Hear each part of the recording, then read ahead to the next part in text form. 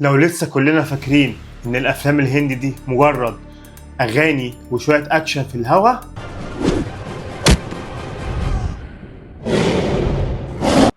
تبقى غلطان.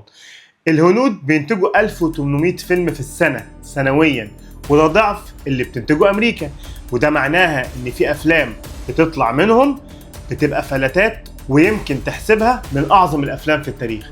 طبعا كلكم شفتوا ماي نيم از خان او سلام دوج مليونير، بس انا النهارده ارشح لكم 4 افلام هتغير نظرتكم تماما للافلام الهندي وهتخليها من ضمن اولويات. اول فيلم معانا النهارده هو باد مان، عن قصه حقيقيه لراجل في قريه فقيره قرر يعمل حاجه تخدم بنات وستات المجتمع اللي هو فيه. الحاجه دي كانت ضد مبادئ المجتمع. تاني فيلم معانا النهارده هو ديرشم، الجزء الاول والتاني، عن رب اسره قرر يحمي اسرته من جريمه قتل حصلت. مش هتكلم على تفاصيل. التويست اللي بيحصل في الفيلم ده سواء في الجزء الاول والجزء الثاني هيخليك تسقف للسيناريست والمخرج لحد ما ايدك توجع. تالت فيلم معانا النهارده انا ما بعرفش اقول اسمه، هو اسمه مكتوب عندكم.